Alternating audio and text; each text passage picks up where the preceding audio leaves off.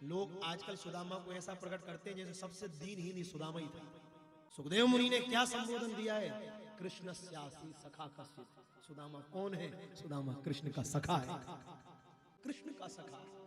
सखा तो बहुत थे, पर विचार करो, बहुत सखा थे उसके, पर जो बहुत हृदय से जुड़ा हुआ सखा होता है उससे प्रीति कैसी रहती है? जिससे बाहर की दोस्ती, उससे कह दोगे हम वहीं आकर मिल लेंगे तेरे से, जो काम है वहीं हो जाएगा। और बताओ, जो आपका बहुत खास है, बहुत निकटवर्ती सखा है, आप उससे क्या कहते हो? मैं तेरे यहाँ नहीं आऊंगा, तू मेरे घर आ, मैं तुझे यही बुलाऊंगा। तो भगवान क्या कहते हैं? सुदामा, मैं सबके यहाँ चलकर गया, क्यों? वो मेरे वहीं तक के लिए थे, पर तेरा मेरा संबंध ऐसा है, तेरे लिए मेरे चौके और चूल्हे तक प्रवेश करने का अधिकार है, इसलिए मैं तेरे द्वार नहीं आऊंगा, तू चलकर मेरी द्वारिका है। कृष्ण स्यासीत सखा कश्चित्। सखा सखा सखा, सखा का उल्टा करो तो खास। ये केवल सखा नहीं है, ये द्वारकाधीश का बहुत खास है। वो कैसा सखा? ब्राह्मणों ब्रह्म वित्तमा। ऐसा वैसा ब्राह्मण नहीं है, ब्राह्मणों में भी श्रेष्ठ कोटि का ब्राह्मण जो ब्रह्म को जानता है। ब्राह्मणों ब्रह्म वित्तमा। विरक्त इंद्रियार्थेषु, घर में रहता है पर साधुओं की जैसी जिंदगी है, किसी से नहीं, विरक्तों के जैसा। विरक्त इंद्रियार्थेषु प्रशांत आत्मा जितेंद्रिया, एकदम शांत, किसी से कोई बैर नहीं। और लोग कहते बोले सुदामा जी ने चने चुराए थे, बिल्कुल गलत। सुदामा जी ने कोई चने नहीं चुराए। जिन सुदामा जी के लिए सुखदेव मुनि कह रहे हैं ब्राह्मणों ब्रह्म वित्तमा। सुदामा और कृष्ण जब सांदीपनी के गुरुकुल में साथ पढ़ते थे, इतने अनन्य सखा थे। एक महात्मा गुरुकुल में गुरु माता के यहाँ भिक्षा मांगने आया।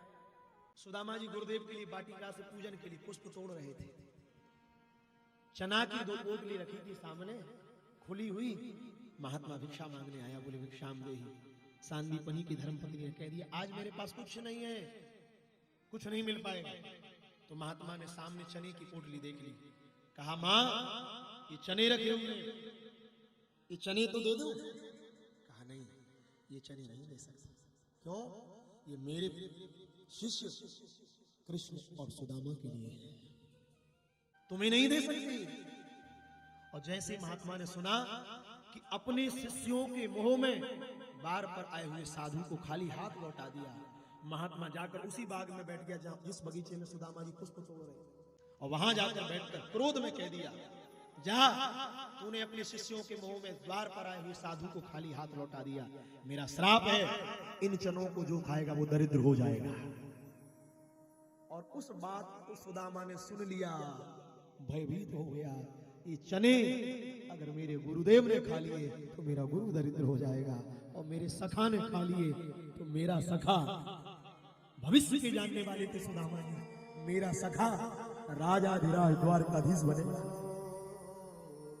मेरे सखा ने खा लिए तो वो दरिद्र हो जाएगा। सुदामा जी दौड़ कर गए, दोनों पोटलियां उठा ली। गुरु मां ने कहा लाला, एक पोटली तेरी है, एक कृष्ण की है। महाराज उज्जैन के पास एक गांव है जहां शयन करने गए थे, नाम मुझे नहीं आ रहा। आज भी वहां जाओ, पत्थर से पत्थर टकराओ तो घंटी बजने की आवाज आती है। तो भगवान वहां पहुंचे और इतनी तीव्रता से वृक्ष पर सुदामा जी चढ़े और दोनों पोटली चने की खा गए। क्यों? सुदामा जी रो रहे। कहा कृष्ण मन ही मन कह रही है चना अगर मैंने तुझे छोड़ दिए तो तू दरिद्र हो जाएगा, और मैंने गुरुदेव के लिए छोड़ दिए तो गुरु दरिद्र हो जाएगा। सुखदेव जी कहते परीक्षित धन्य है सुदामा की भक्ति। सुदामा ने गुरु और गोविंद दोनों की दरिद्रता को अपने ऊपर ले लिया।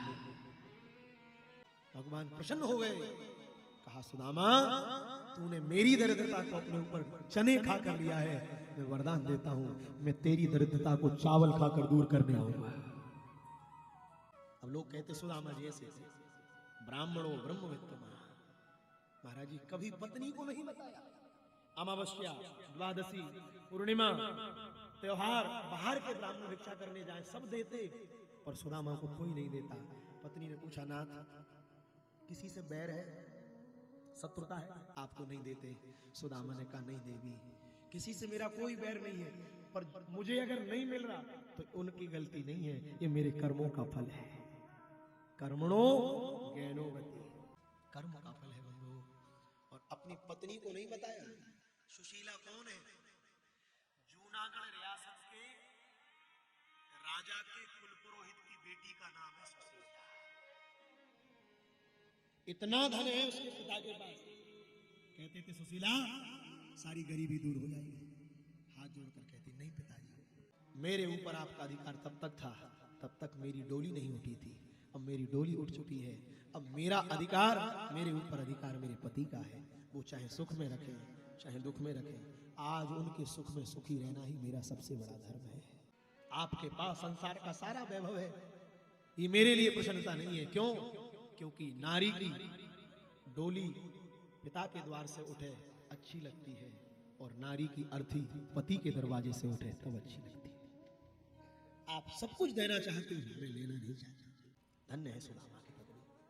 जिसकी पत्नी ऐसी हो उसकी बात कैसे बिगड़ेगी? इसलिए मैं तो सदैव कहता हूं, सब कुछ बिगड़ जाए बिगड़ जाने देना, संभालने से ना संभले, पर दो बातों को संभालने का प्रयास करना। एक तो जीवन में अपनी मति नहीं बिगड़ना चाहिए, और दूसरी घर की श्रीमती नहीं बिगड़ना चाहिए, सो ही उद्धार हो जाएगा।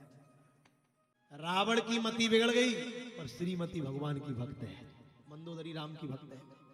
बाली की मति बिगड़ गई, तारा राम की भक्त है। दुर्योधन की मति बिगड़ गई पर दुर्योधन की पत्नी भगवान कृष्ण की भक्त है। ये मति ही सदैव पवित्र। और पितामह भीष्म 56 दिन तक बाणों की सैया पर बैठे रहे। सब कुछ बिगड़ा पर मति नहीं बिगड़ी। इसलिए भगवान से कह रहे मेरी मति रूपी बेटी से विवाह कर लो। इति मति रूप कल्पिता भी तृष्णा भगवती सातवत पुण्य वेद होगी। मेरी मति आप स्वीकार करो।